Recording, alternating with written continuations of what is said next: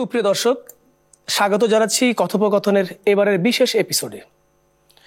বিশেষ বলছি এই কারণে, আজকে যিনি আমার অতিথি তিনি সত্যিকার অর্থেই একজন বিশেষ মানুষ। তিনি তার কর্মে বিশেষ, তার নানাবিধ কাজে যেখানে তিনি পৌঁছেছেন সেখানে সফলতার সর্বোচ্চ শিখরে বসবাস করেছেন। একজন আলোকিত মানুষ, কিংবদন্তি অভিনেতা আফজাল হোসেন। স্বাগত জানাচ্ছি আফজাল হোসেনকে।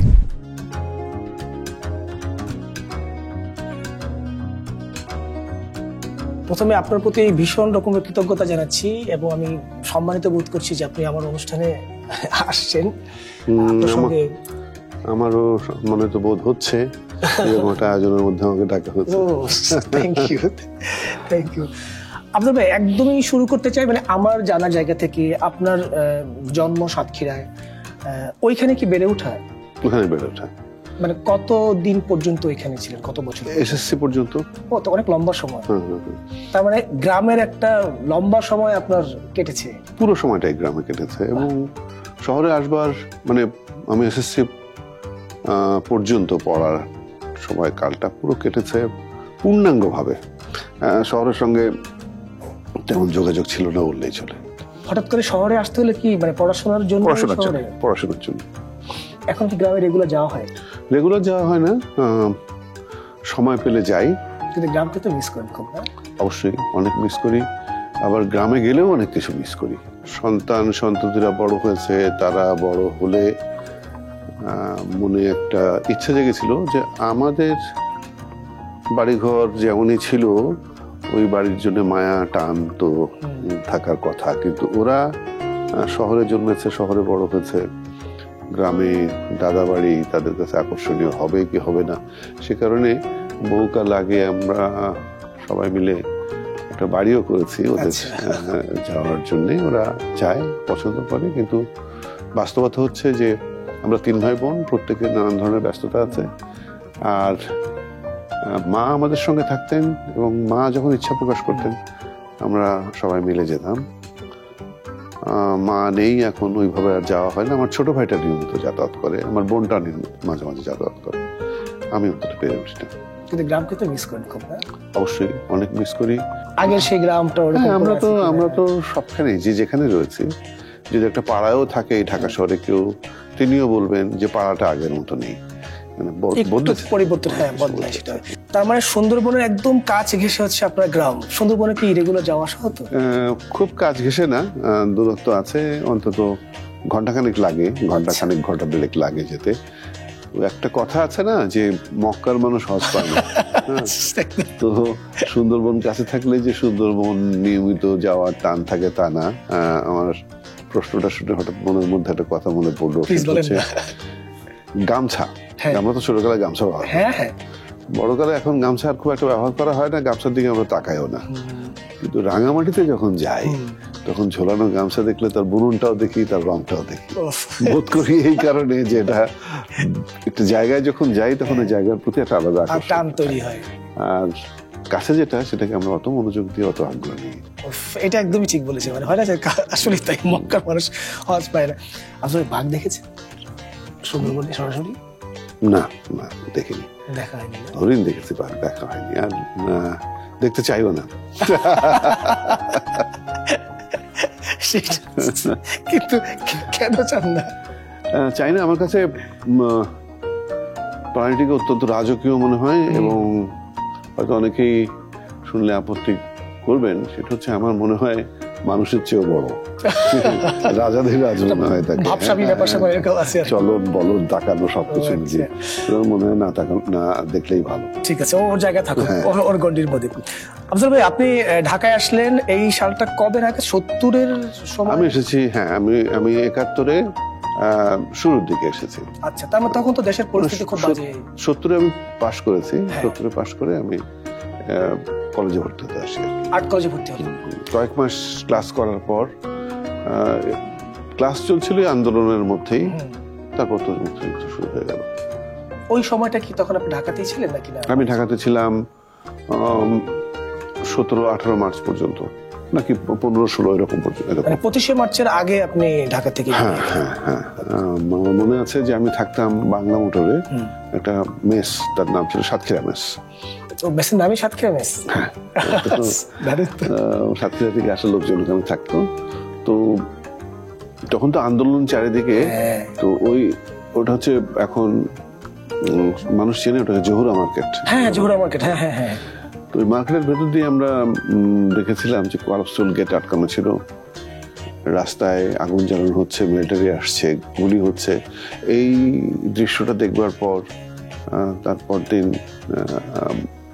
যারা সিনিয়র ছিলেন তারা আমাদেরকে বলেন যে গ্রামে চলে যাওয়া উচিত। এই পরিস্থিতির মধ্যে তো আসলে তারপরে দেশ যখন স্বাধীন হলো তখন আপনি কি 72-এ আবার ঢাকায় ঢুকলেন? হ্যাঁ, দেশ স্বাধীন হওয়ার পর পরে ঢুকে গেছে। তখন আবার ক্লাস শুরু হচ্ছে। আপনি এর পরবর্তী সময়ে থিয়েটারের আগেই তো আপনি টেলিভিশনের তালিকাভুক্ত শিল্পী হয়ে গেলেন? না, থিয়েটারটা আগে। থিয়েটারের সংযুক্তিটা কিভাবে ঘটলো ভাই? থিয়েটারে আমি তো আর্ট কলেজে পড়তাম। হ্যাঁ, আমি আর্ট কলেজের সাংস্কৃতিক সম্পাদক ছিলাম। আচ্ছা। 25 বছর রজত জয়ন্তী একটা অনুষ্ঠান, 7 দিন ব্যাপী একটা অনুষ্ঠানের আয়োজন করা হয়েছিল। সেই অনুষ্ঠানে আমার একটা প্রস্তাবনা ছিল যে শিল্পীরা অভিনয় করবে একটা নাটক। এই নাটকটাতে আমাদের যে ব্যাক স্টেজ সাপোর্ট, আমরা তো ওগুলো কিছু বুঝতাম না। অভিনয় মানে অভিনয় বুঝতাম, এটা কিভাবে হয় এটা জানতাম না। বিশাল কর্মযোগ্য থাকে। ওই কর্মযোগ্যটা করে দিয়েছিলেন ঢাকা থিয়েটার।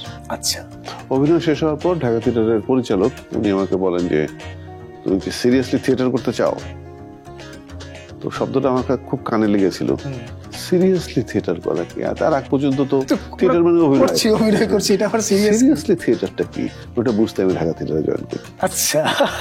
ঢোকার পরে মনে হয়েছে যে এর আগে আমি যা যা করতাম কিছু হয়নি, ওসবের চেয়ে এইটি করা সবচাইতে শ্রেয়তর কাজ হবে। এর কারণ হলো এখানে আমি অভিনয় করতে পারি, এখানে আমি মঞ্চ নির্মাণ করতে পারি, পোশাক পরিকল্পনায় কাজ করতে পারি, নানান ধরনের কাজ করতে পারি, যে কাজগুলোই আমার আগ্রহ আছে। আচ্ছা, মানে ওই ক্ষেত্রটা বেশ বড় তখন এখানে আসলে ইমপ্লিমেন্ট করা। এবং সেই বড়টা কিরকম যে আমরা তো তখন আসলে যখন যোগ দিয়েছি তখন তো আমরা মিলনায়তনও ঝাড়ু দিতাম। হ্যাঁ, মানে তখন সময়টা এরকম ছিল যে আমরা কোনো ভাড়া মানুষ পেতাম না, মানে নিজেরাই সবকিছু করতে হতো। এই কারণে যে ভাড়া নিতে গেলেও তো পয়সা লাগে, তাই তো। শুধু ভাড়ার মধ্যে ভাড়া হচ্ছে একটা ঠেলা গাড়ি ভাড়া করতে হতো, জাস্ট নিয়ে মালামাল নিয়ে যাওয়া আসার জন্য, কিন্তু সেটাতে তোলা এবং ঠেলে নেওয়া সেটাও করতে হতো। শুধু ঠেলা গাড়ির উপর নির্ভর করলে হচ্ছে না। আরেকটা ব্যাপার হচ্ছে কি যে ওই ভয়টাও ছিল মনে, যারা আমাদের চেয়ে বড়, আমাদের চেয়ে আগে যারা থিয়েটার করছেন তারা আমাদের লক্ষ্য করছেন যে আমরা কতটা মনোযোগী। আচ্ছা, তার উপর তো আবার নির্ভর করছে, নির্ভর করছে যে আমি দলে কিভাবে থাকবো। আপনি যে সময়টা ঢুকলেন তখন কি ফরিদি ভাইও একই সময়? আমার পরে এসছে। আপনার পরে এসছে? আমার আগে রাইসুল ইসলাম আসাদ, আল মনসুর, হাইবুল হাসান, পীযূষ বন্দ্যোপাধ্যায়। আচ্ছা। আমি ঢোকার সাথে সাথে শিমুল ইউসুফ, সুবর্ণ মোস্তাফা, নায়লা, সাদ, নুপুর, ফরিদি, জহিরুদ্দিন পেয়ার, আমরা একসাথে আসি প্রায় কাছাকাছি সময়। মানে দারুণ একটা সার্কেল ছিল, অসাধারণ সার্কেল ছিল। আমরা মানে সবাই স্বস্বক্ষেত্রে এরকম একটা অবস্থান তৈরি করতে পেরেছিল যে আমার যারা দলের বাইরের বন্ধু বান্ধব তারা খুবই অবাক হতো, বলতো যে তোরা এতগুলো কই মাছ একটা হাঁড়িতে নাসিরুদ্দিন ইউসুফ রাখে কেমন? সবাই মানে এত বেশি মেধাবী, মানে অনেকগুলো মানুষ একসঙ্গে হয়ে তারপর হচ্ছে মানে ওই সার্কেলটা, মানে এটা একটা অ্যামেজিং। প্রত্যেকে স্ব জায়গায় এত বেশি নিজেদেরকে মানে নিজেদের গুণে গুণান্বিত, মানে যেটা এখন আসলে ভাবিও না আমরা, যে এই যে মানুষগুলো প্রত্যেকের সঙ্গে প্রত্যেকের যে সম্পর্ক, যে সমীহের সম্পর্ক, আবার বন্ধুত্বপূর্ণ সম্পর্ক, হ্যাঁ, আবার পা টানা সম্পর্ক, মানে সব একসঙ্গে চলতো। অদ্ভুত একটা সম্পর্ক ছিল। আমি মনে করি যে একটা সৌভাগ্য আমাদের যে এরকম একটা সময়কে পেয়েছি, এরকম মানুষদের মধ্যে বেড়ে উঠতে পেরেছি। তারপরে আপনি ওইখানে প্রথম মঞ্চ নাটক কোনটা দিয়ে শুরু করলেন? প্রথম শুরু করি যেটি আমি আর্ট কলেজে করেছিলাম, বিদায় মোনালিসা, আল মনসুরের লেখা ছিল। ওটি আবার ঢাকা থিয়েটার করেছিলেন কিছুদিনের জন্য। সম্ভবত ওখানে আমি করেছিলাম বিধায় এখানে ওই চরিত্রটি আমাকে আবার দেয়া হয়েছিল। তারপর এক এক করে যে নতুন নাটকগুলো হয়েছে, সংবাদ কার্টুন, বিদায় মোনালিসা, মুদাসির ফ্যান্টাসি, শকুন্তলা। এর পরে আপনি টেলিভিশনে, তখন তো আসলে বাংলাদেশ টেলিভিশন নামেই ছিল নাকি না, ডিআইটিতে ছিল টেলিভিশনের অফিস? ডিআইটিতে ছিল যখন, তখন আমি একটা নাটক করেছিলাম, কিন্তু সেই নাটকটা প্রচারিত হয়নি এবং আমার সৌভাগ্য যে হয়নি। কারণ ওই নাটকটাতে অনেক গুণী অভিনেতারা অভিনয় করেছিলেন যারা প্রত্যেকে টেলিভিশন মাধ্যমটি বোঝে। আচ্ছা, আমি তো তখন বুঝতাম না। যখন একটা প্রিভিউ হয়েছিল তখন দেখা গেছে যে আমি পারতপক্ষে কোথাও নাই, কোথাও হাত দেখা যাচ্ছে, কোথাও কান দেখা যাচ্ছে, এরকম, এবং খুব কেঁদেছিলাম দেখবার পর। এবং ডিআইটিতে দেখেছিলাম, আমার মনে আছে যে ডিআইটি থেকে কাঁদতে কাঁদতে আমি তখন শেরেবাংলা নগর থাকি, আমি এই পুরো রাস্তাটা হাঁটতে হাঁটতে এবং কাঁদতে কাঁদতে গিয়েছিলাম। বেঁচে যাওয়ার মতো অবস্থা। ঠিক আছে, এরপর আপনি নিয়মিত অভিনয় শুরু করেন কোন সাল থেকে? না, আমি ঢাকা থিয়েটারে যোগ দিই ৭৫ থেকে, তখন থেকে আমি অভিনয় নিয়মিত। টেলিভিশনে ৭৫ ওখান থেকে শুরু করেন। তো আপনার টেলিভিশনে প্রথম প্রচারিত যে নাটকটি, যেটা তো হলো না, এর পরের নাটকটার প্রডিউসার কে ছিলেন? আব্দুল আল মামুন। আচ্ছা, মানে মামুন ভাইয়ের হাত দিয়ে প্রথম হচ্ছে আপনার, মানে ওইটা যদি বাদ দেই তার মানে? হ্যাঁ, মানে টেলিভিশনে আমি টুকটাক অনুষ্ঠান করতাম, তরুণদের একটা অনুষ্ঠান হতো, সেখানে কবিতা পড়তাম। এবং একটা কবিতা উনি শুনেছিলেন, সুকান্ত ভট্টাচার্যের 18 বছর বয়স। ওই কবিতাটা শুনবার পর উনি আমাকে ডেকে পাঠান। মামুন ভাই? হ্যাঁ, ডেকে পাঠিয়ে একটা স্ক্রিপ্ট ধরিয়ে দেন। ওই কবিতাটা পড়া দেখে আমাকে ডেকে খুব গুরুত্বপূর্ণ একটি চরিত্রে অভিনয় করান। সেই থেকে টেলিভিশনটাও মোটামুটি অভিনয় করা শুরু। মানে অ্যাটলিস্ট তো আগের দুঃখটা ঘুচলো যে না, ঠিক আছে। হ্যাঁ, অবশ্যই এমন একজন মানুষের হাত দিয়ে টেলিভিশনের যাত্রা শুরু হলো যার কাছ থেকে বহু কিছু শেখা গেছে। আমরা এমন একটা সময় পেয়েছি যা সৌভাগ্যের। এইসব মানুষগুলো অনেক বড় মাপের মানুষ, কিন্তু প্রত্যেককে অভিভাবক হিসেবে পেয়েছিলাম। ততক্ষণে আপনি হচ্ছে ওই চারুকলার পড়াশোনাটা কমপ্লিট হয়ে গেল 75 শেষে। এরপরে আপনি মানে কর্মজীবনে চিন্তা করলেন কি, তখন কি করবেন, কি ঠিক করলেন সে সময়? ওটা কিছুদিন পর, যখন মনে হলো যে আমরা বন্ধু বান্ধব যারা একসঙ্গে থিয়েটার করতাম, দেখতাম যে কেউই আমরা থিয়েটার ছাড়া কিছু করি না। দু একজন যারা মনে করলো করবে না, তারা যে অন্য পেশার চেষ্টা করলো, কিন্তু আমরা একমাত্র যে সময়টা ঘুমাচ্ছি ওই সময়টি ছাড়া বাকি সকল সময়টাই কিন্তু থিয়েটার কেন্দ্রিক ছিল আমার।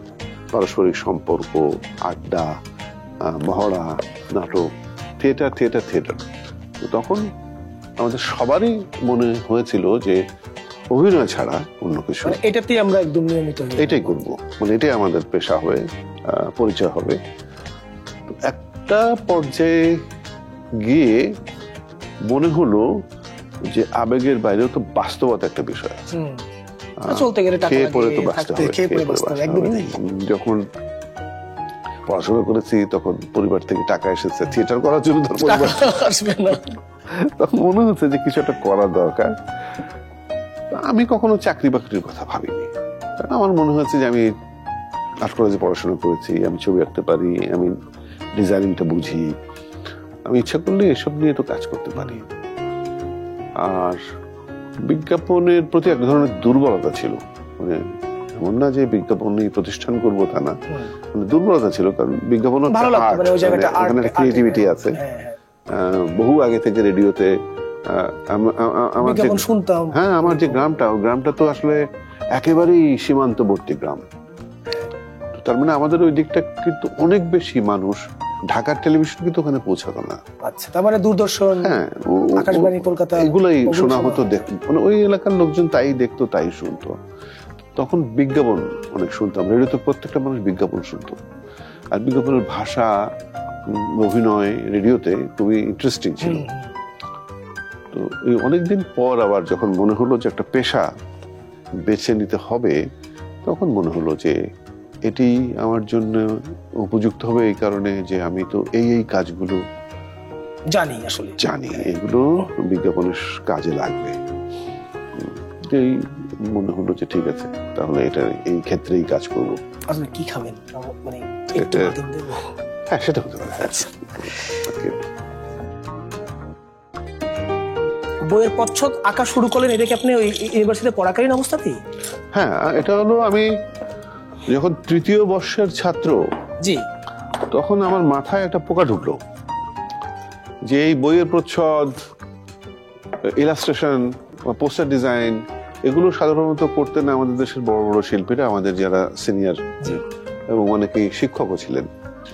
যেটা হয় কম বয়সে মানুষের মধ্যে কিন্তু একটা বেয়াড়াপনা থাকে, চিন্তা ভাবনা এসব। তখন মনে হলো যে আমি এখন তো চেষ্টা করতে পারি, পারবো না কেন। কিন্তু এটা আমার কাছে ভীষণ একটা ক্রিয়েটিভ জায়গা মনে হয় যে আপনি এটা গল্পকে পড়লেন, পড়ার পরে ওইটার এক মলাটে আসলে গল্পটা কিভাবে ইমপ্লিমেন্ট করা যায়, এটা একটা আমার কাছে দারুণ কঠিন কাজে মনে হয়। যে একটা মলাট দেখেই বইটার ভাব বুঝে নেওয়া বা চরিত্র বুঝে নেওয়া কিভাবে, মানে হয় না, আপনার জায়গায় কি এরকম মনে হয়েছে কখনো? দেখতে অনেক কাজই কঠিন।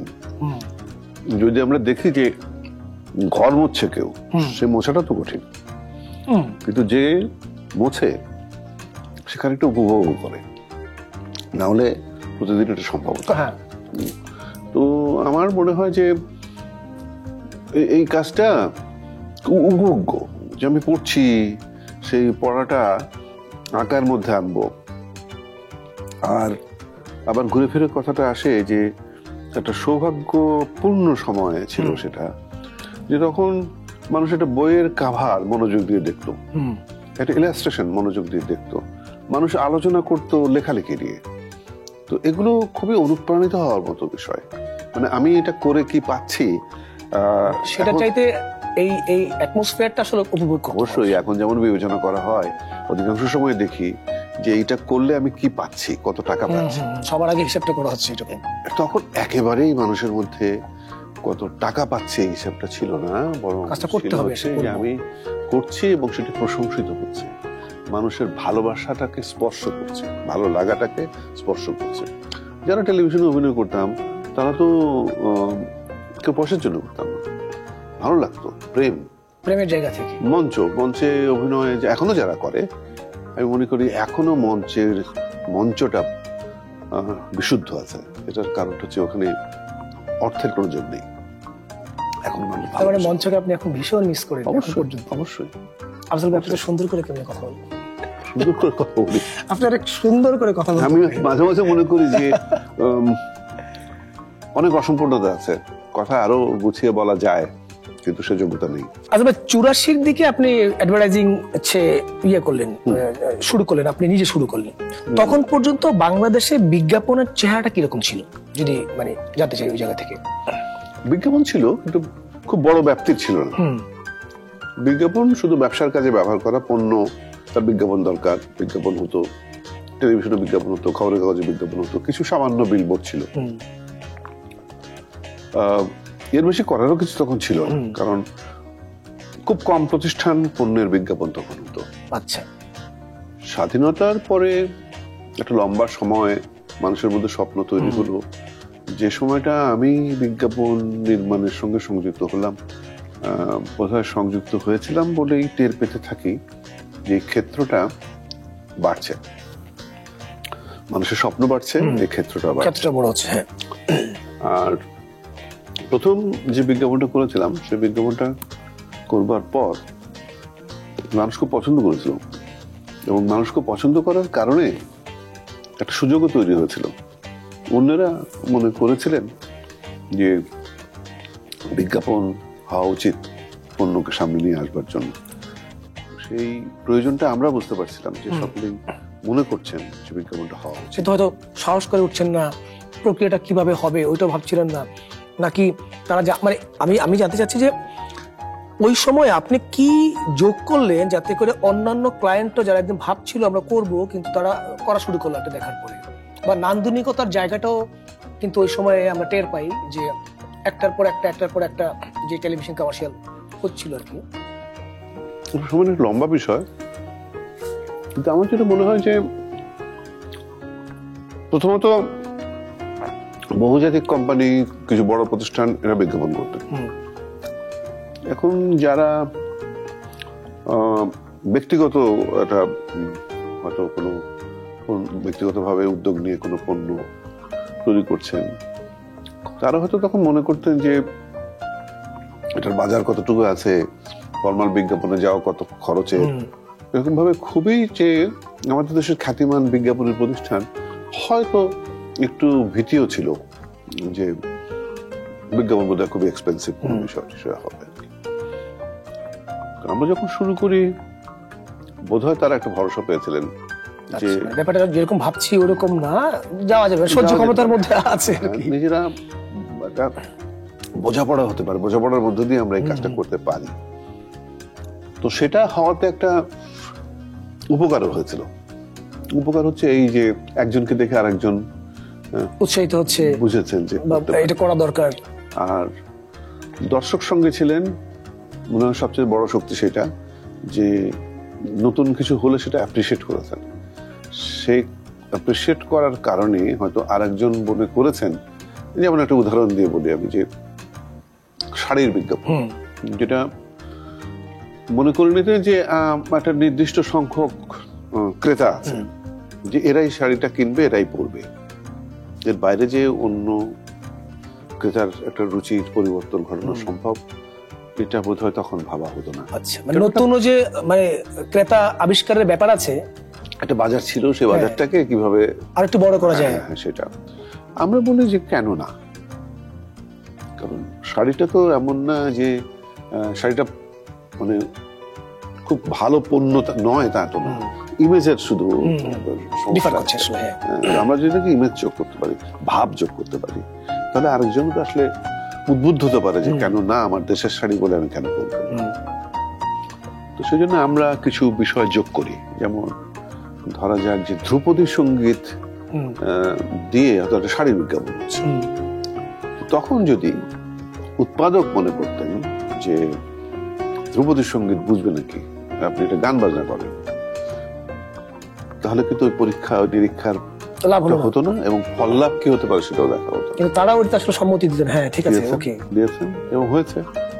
এবং হওয়াতে আরো বিচিত্র প্রোডাক্টের বিজ্ঞাপন করবার বেলায় নিরীক্ষাগুলো করা গেছে। আমার মনে আছে সুন্দরী প্রিন্ট শাড়ি, ওই সময় কি সুন্দরী, পাকিজা, জনি, সেগুলো তখন কি এই যে বিজ্ঞাপনে সঙ্গীতের যে ব্যবহার বা জিঙ্গেল যেটাকে আমরা বলছি, ওটাকে আপনি শুরু করলেন যে জিঙ্গেল দিয়ে আসলে একটা গল্প বলে দেওয়া? জিঙ্গেল আমি শুরু করিনি। জিঙ্গেল যখন মনে আছে যে বাটার খুব ভালো একটা জিঙ্গেল ছিল, মায়াবড়ির খুব ভালো জিঙ্গেল ছিল। আমরা শুরু করা মানে হচ্ছে কি, এটা তো নিশ্চয়ই এখন প্রসারটা লাভ করলো আসলে। প্রসার না, এখন ব্যাপারটা হচ্ছে কি, যে কোনো মাধ্যমে নতুন চিন্তা, নতুন ভাবনা, তার মানে আমি প্রতিভাবান মানুষের নতুন চিন্তা, নতুন ভাবনার কথা বলছি না, নতুন মানুষের নতুন চিন্তা।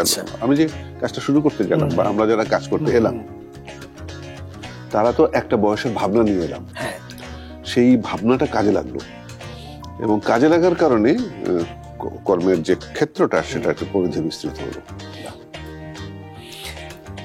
এবার বিজ্ঞাপন জায়গা থেকে হঠাৎ করে আমরা আপনাকে সিনেমায় আবিষ্কার করলাম।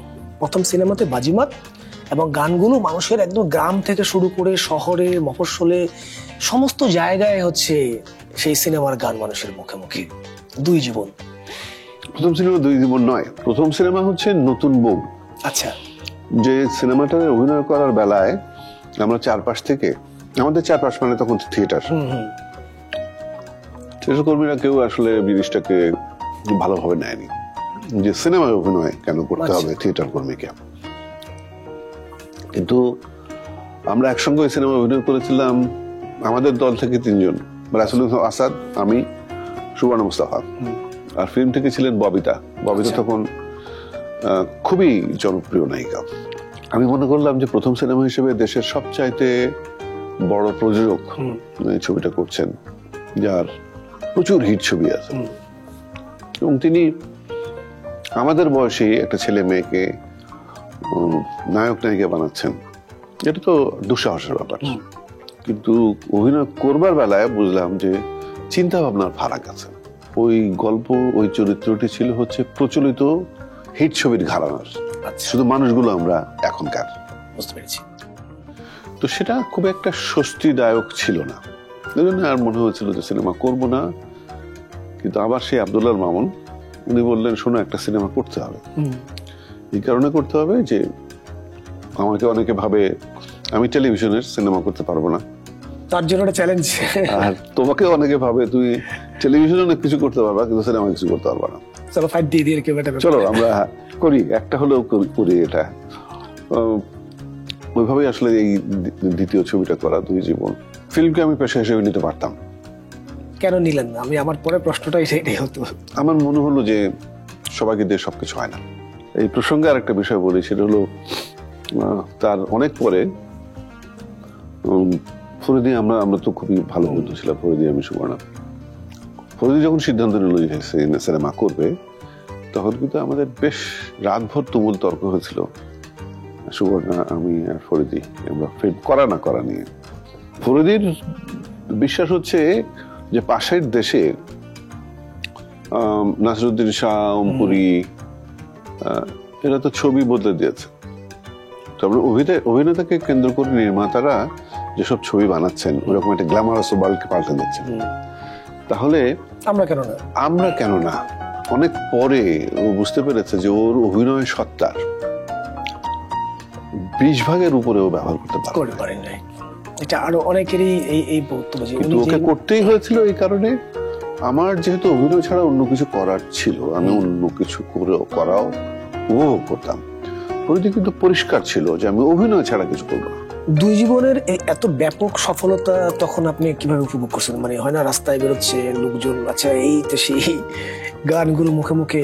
আমাদের কিন্তু মাথায় এসব নিতে দেওয়া হয়নি, কারণ আমাদেরকে বোঝানো হয়েছিল, তোমরা যারা টেলিভিশন করো, কোনোদিন দলের অন্য ছেলেমেয়েরা যেন বুঝতে না পারে যে তুমি টেলিভিশন করছো। তুমি টেলিভিশন করো, তোমার একটা আলাদা মূল্য আছে। আচ্ছা, ওই জায়গায় ওইটা একদমই করা যায় না। যখন দলে আসছো তখন তুমি অন্য সবার মতো। যে তোমাকে চা দেয় সেও থিয়েটারের কর্মী, সেও তোমার কাছ থেকে মানে আলাদা কোনো বিয়ে চায় না, চাই হচ্ছে আমরা একটা দলের মানুষ, আমরা একই রকম। দারুণ শিক্ষা শুনে। তো সেটার কারণে আমাদের মাথায়, কারো মাথায় ওই সময়কে যদি আমরা দেখে থাকি, কারো মাথায় কিন্তু এগুলো পয়দা হয় নাই। না, আপনারা ভাবেন নাই, এবং সেটা হচ্ছে ওই প্র্যাকটিসের মধ্যে ছিলেন না, কিন্তু মানুষের তো উচ্ছ্বাসটা জায়গাটা, মানে হয় না যে রাস্তায় বেরোচ্ছেন, তারা দেখলো, চিনলো, আলোচনা করছে, এটা তো এক ধরনের আমার ধারণা এটাও উপভোগের একটা দারুণ একটা ব্যাপার, যে মানুষের ভালোবাসা। আমি বলবো এটা ভালোবাসা, ভালোবাসাকে উপভোগ করে। হ্যাঁ, ওইটাকে উপভোগ করি। আমি বলছি যে থাকে না, আমরা দেখে থাকি না যে মানুষ অনেক টাকা পয়সার মালিক হয়ে গেল, তো মালিক হওয়ার পরে অনেকে তো মাথা ঠিক রাখতে পারে না। হ্যাঁ, ম্যাক্সিমাম পারে না। তো যখন যারা পারে না তারা তো নানান বিপদ দেখে আনে সবার জন্য। তো সুতরাং আমাদেরও আসলে মাথায় ঢুকে দেওয়া হয়েছিল যে এগুলো খুব স্বাভাবিক, কিন্তু এগুলো যেন অস্বাভাবিক না বানায়, কারো স্বভাবকে যেন অস্বাভাবিক না বানায়। একটা বড় গোত্রে দীর্ঘদিন একসঙ্গে বাস করার একটা বড় ট্রেনিং হচ্ছে এই যে এদেরকে তো সারাক্ষণ ধারে কাছে পাচ্ছি, তার মানে এই সংস্কৃতিটাই তো টোটাল আলাদা। এর বাইরে যখন আমি থাকছি, আলাদা একটা মানুষ আমার হওয়ার সুযোগ নেই একদম ওই প্র্যাকটিসের মধ্যে। এরপরে আপনার একটা লম্বা সময় আর করলেন না সিনেমা। তারপরে আমরা আপনার 3 বন্ধু, এই বন্ধু প্রসঙ্গে একটু পরে যাব, 3 জনে মিলে একটা সিনেমায় অভিনয় করলেন, পালাবি কোথায়। এবং সেখানে ফরিদি ভাই ছিলেন, আপনি ছিলেন, সুবর্ণা ছিলেন। এই যে 3 জন একটা সময় তর্ক করলেন যে সিনেমা করব, এক পক্ষ বলছি করবো না, সবার জায়গা থেকে মতামতটা দিচ্ছি ওখানে, তারপর তারা এসে আবার একটা বিন্দুতেই জড়ো হলেন। এই ঘটনাটা কেমনে ঘটলো? না, করবো না মানে কিন্তু করার অনীহা কিন্তু কারোর না, মানে একটা যুক্তিতর্কের মধ্যে ছিল, যেটা সুবর্ণা যে মাপের অভিনেতা,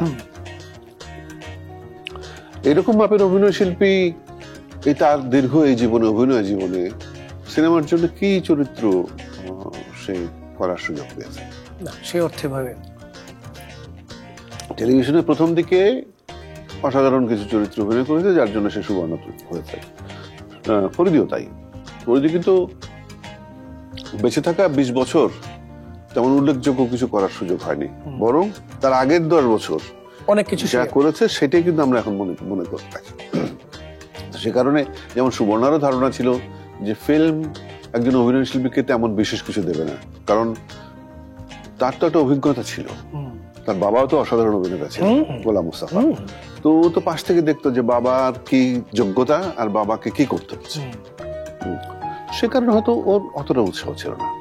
কিন্তু ফরিদি আরেক দিকের মানুষ, ওর মনে হয়েছিল যে অভিনয়টা মানুষ বোঝে, মানুষের কাছে রিচ করতে গেলে সিনেমাটা করতে হবে। কিন্তু সেই স্বপ্নটা কাজে লাগেনি, সেটা তো অন্য গল্প। তিনজনের যে গল্পটা বললেন সেটা হলো এটা ফরিদি প্রযোজনা করেছিল। ও আচ্ছা, এটা প্রডিউসার ফরিদি ভাই ছিলেন? বাহ। ও আমাকে বলেছিল আমি একটা ছবি প্রযোজনা করছি, আমি চাই তুই আমাকে এই আমার ছবিতে একটা গেস্ট অ্যাপিয়ারেন্স করবি। আচ্ছা। তো আমাদের সম্পর্ক যা, সেটা যদি একটা দৃশ্য থাকে আমাকে যদি বলে আমি করবো। হ্যাঁ। আপনার লেখালেখির অভ্যাসটা কি আগে থেকে ছিল নাকি একটা সময়ের পরে সেই লেখালেখি? সবার আগে লেখালেখি ছিল। মানে ওইটাই প্রথমে ভাবছিলেন যে? আমি তো আসলে আমাদের যে ঢাকা শহরে যে বন্ধু বান্ধব গুলো আছে থিয়েটারের বাইরে, এটা তো মূলত লেখালেখির মাধ্যমে সবার সঙ্গে সম্পর্কটা হয়েছে। চাঁদেরহাট বলে একটা বাচ্চাদের শিশু কিশোরদের সংগঠন ছিল, যেখানে মানুষ সাহিত্য সংস্কৃতির চর্চা করত। লেখালেখিটার মাধ্যমে সবার সঙ্গে সবার পরিচয় হয় এবং তারপর আমাদের ঘনিষ্ঠতা বাড়ে। ওইটা আরেকটা জগৎ। তো ওই লেখালেখিটা ছিল, কিন্তু আমার আশেপাশের যারা তারা অনেক সিরিয়াস লেখক ছিলেন, আমি খুব অনিয়মিত ছিলাম। তার মানে প্রথম বইটা কি উপন্যাস ছিল? প্রথম একটা গল্পের বই ছিল। আচ্ছা। যখন নাম করা লেখক হয়ে উঠেছে ইমদাদুল হক মিলন। আমি অভিনয় করি, কিন্তু ও জানে আমি লিখি। বললো একটা অভিনয় বই করা যাক। আমি বললাম কিরকম? তখন আমরা কিন্তু সবই যা করতাম তখন সব বন্ধু একসঙ্গে মিলেই হই হই করে করতাম। বললো একটা বইয়ের দুটো প্রচ্ছদ, একদিকে ইমদাদুল হক মিলন, একদিকে আফজাল হোসেন। ওর 5টা গল্প এইদিকে, এর 5টা গল্প এইদিকে, দুই দিক থেকে বইটা খোলা যায়, পড়া যায়। আচ্ছা। তো একটা বই হলো নাম যুবকদয়। আচ্ছা। সেটি বের হওয়ার পরে ধামাধাম অনেকগুলো এডিশন হলো, মানে খুবই চলেছিল ওইটা। কিন্তু আমার ঝোঁক বাড়েনি। সবাই জানতো যে আমি নিয়মিত লিখতাম কবিতাটা।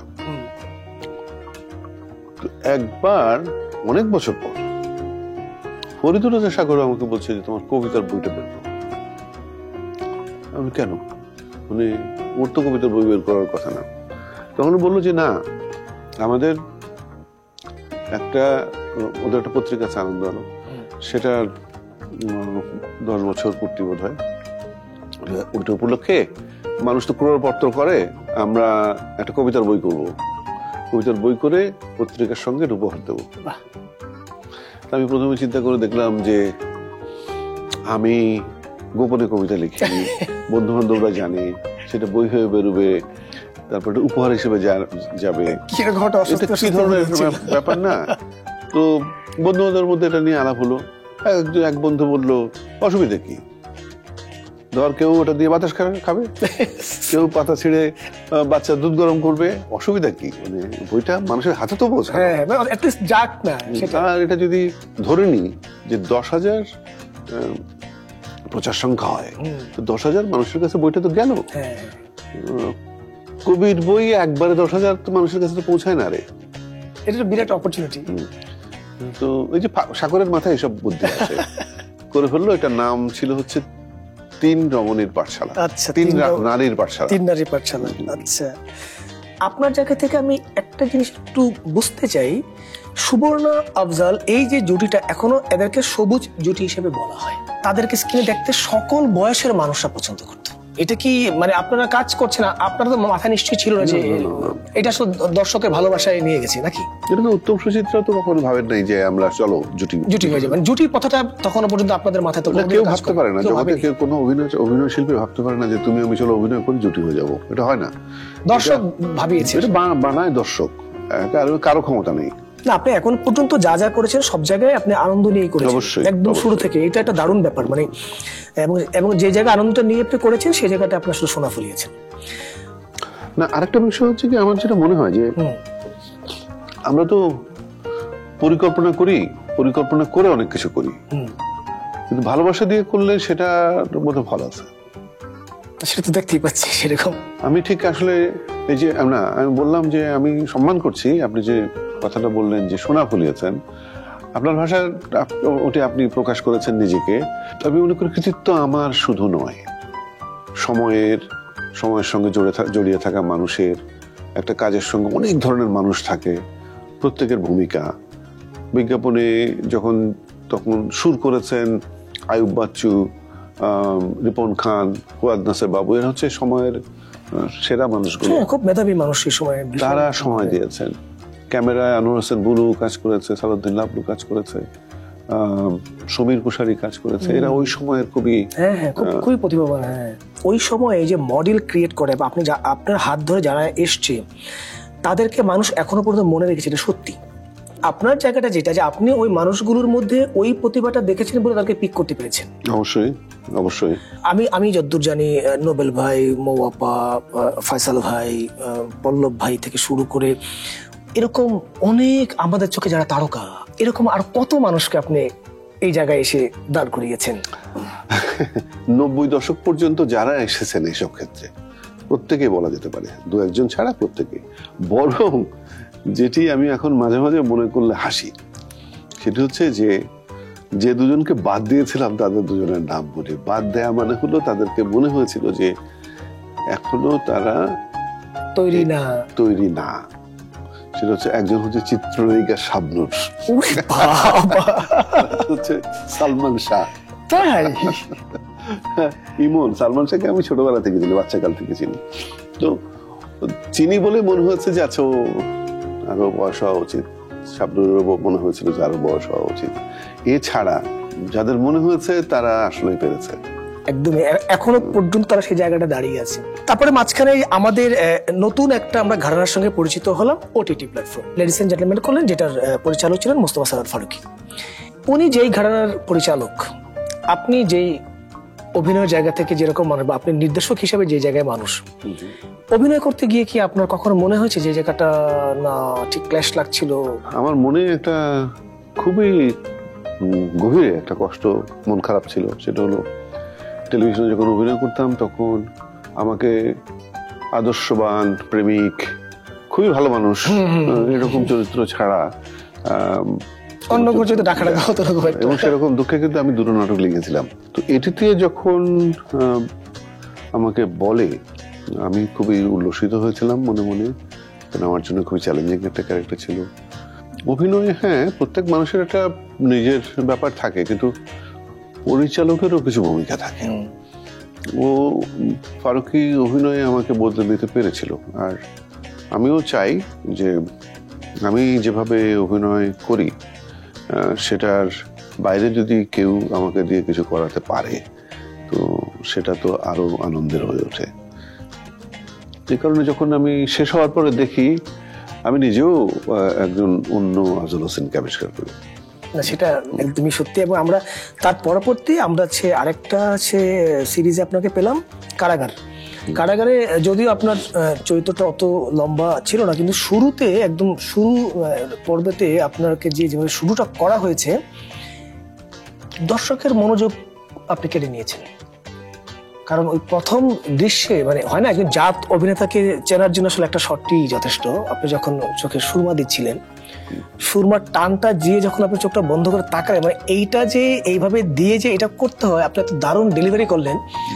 আমি মুগ্ধ হয়ে আমি অনেকবার টেনে টেনে যাচ্ছি ওই শটটা, কখন স্টিল করে দেখেছি, কখন দেখেছি। এবং হয় না, আমার বারবার একটা কথা মনে হচ্ছিল যে জাত অভিনয় শিল্পী একই বলে আসলে। এটা আমার চরিত্রটা অসাধারণ লেগেছিল, কিন্তু চরিত্রটি নিয়ে হয়তো আরো ভাবনার সুযোগ ছিল, কিন্তু পরিচালক ভাবেননি। তার সঙ্গত নিশ্চয়ই কারণ ছিল, কিন্তু আমি চরিত্রটা খুব পছন্দ করেছিলাম। আর দেখে আমরা এক নতুন চঞ্চলকে আবিষ্কার করি, অসাধারণ অভিনয় করেছে চঞ্চল। আমি মনে করি একেবারে অভিনয়ের খোল মঞ্চে পাল্টা দেওয়া যেটা একদম এটা দারুণ করেছি। পরবর্তীতে আপনি অভিনয়ে আপনার অবদানের জন্য আপনি 2022 সালে 21 পদক পেলেন। হয় না, কাজের পরে কোনো স্বীকৃতি পেলে তো একটু ভালো লাগে যে ওকে ঠিক আছে, সেরকম অনুভূতি তো নিশ্চয়ই হয়েছিল 21 পদক পাওয়ার পরে? যে এসব বিষয় নিয়ে আমার কোনো আগ্রহ নেই, আমি যেটা করি সেটা ভালোবেসে করি, আমি মুহূর্তগুলো উপভোগ করি। কিন্তু একথা তো ঠিক যে 75 সাল থেকে অভিনয় করি, 2021-22 এসে যদি রাষ্ট্রীয়ভাবে কোনো পুরস্কার দেয়া হয় তাহলে সেটাও একটা অর্জন মনে হয়। আর অর্জনটা কি, আমরা এমন একটা দেশে বাস করি, কেউ ভুলভাবে নেবেন না, সেটা হচ্ছে আপনি অভিনয় করেন, আপনাকে একভাবে দেখবে, আর আপনি পুরস্কার পেয়েছেন সেটা আবার আরেকভাবে দেখবে। সেদিক দিয়ে মনে করি যে এটি একটা গুরুত্বপূর্ণ অধ্যায়। দেখ, আমরাও খুব খুশি হয়েছি যে আপনাকে অন্তত এই সম্মানে সম্মানিত করা হয়েছে। আমরা একদম হয় না, আলাপ করতে করতে সময়ের শেষ প্রান্তে চলে আসি, কিন্তু আলাপ শেষ হতে চায় না। আমি আমার কথোপকথন এটা বেসিক্যালি আমি বন্ধুত্বের গল্প বলতে পছন্দ করি এবং খুবই ইনফর্মালি বলতে পছন্দ করি। বন্ধুত্বের সংজ্ঞা কি আফজাল ভাই আপনার কাছে? বিষয়টা হচ্ছে এই যে বলে কয়ে হয় না, আর কেন টিকে থাকে কোনো মানুষ আসলে জানেও না। এটা আমি সবচেয়ে বড় উদাহরণ হচ্ছে পরিধি। ও আর আমি হচ্ছে উত্তর আর দক্ষিণ মেরুর, চিন্তা চেতনা ভাবনা চলাফেরা সব দিক থেকে। তো ওর সঙ্গে যদি আমার বন্ধুত্ব হতে পারে, যে কোনো মানুষের সঙ্গে বন্ধুত্ব হতে পারে, কিন্তু সেটা হচ্ছে কি আমার ইচ্ছা হবে না বা তার ইচ্ছা হবে না, এটা হয়ে যেতে হবে, এটা হয়ে যেতে হবে। অসম্পূর্ণতা সব মানুষের মধ্যে আছে, সেই অসম্পূর্ণতা আমি হিসাব করবো কিনা সেটা হচ্ছে আমার মানসিক ব্যাপার। আমি যদি মনে করি যে ওই অসম্পূর্ণতাটুকু আমার দেখবার বিষয় না, তাহলে ওই বন্ধুত্ব অনেক বড়, অঙ্কটা না থাকলেই হয়। দারুণ বলেছেন আফজাল ভাই, আপনাকে অসংখ্য অসংখ্য ধন্যবাদ জানাচ্ছি আবারও যে আপনি কষ্ট করে আমার সঙ্গে কথা বলার জন্য সম্মতি নিয়ে এসেছেন, কথা বলেছেন, তার জন্য কৃতজ্ঞতা জানাচ্ছি এবং আবারও আমি নিজেকে সম্মানিত বোধ করছি। দর্শক, আমরা আলাপচারিতা করতে করতে তো সময়ের ঘন্টা বেজে গেছে। আমরা আবার কোনো এপিসোডে আমরা নতুন কোনো বন্ধু, নতুন কোনো অতিথিকে নিয়ে আবার হাজির হব। ততক্ষণ পর্যন্ত আপনারা ভালো থাকুন, সুস্থ থাকুন, দেশকে ভালোবাসুন, নিজেকে যত্নে রাখুন।